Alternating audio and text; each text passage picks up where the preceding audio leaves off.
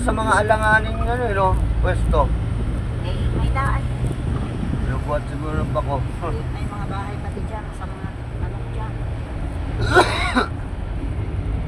Ibang klase yung bato na ito. 2 minutes lang, Nicole. 2 minutes. Wala pala. 3 minutes pinakamahaba.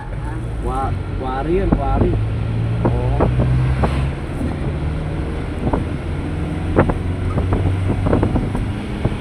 May Mount Calvary kaya dyan sa bahay.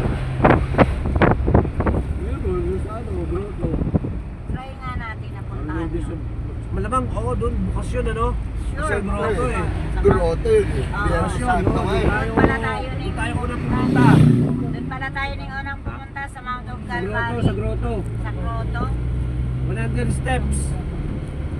Kaya yun, unti-unti lang. Sabi na po. Kasi sigurado ano yun. Bukas yun, oo, doon tayo una. Yun na lang sacrifice natin ngayon Good Friday. Oo, doon tayo una.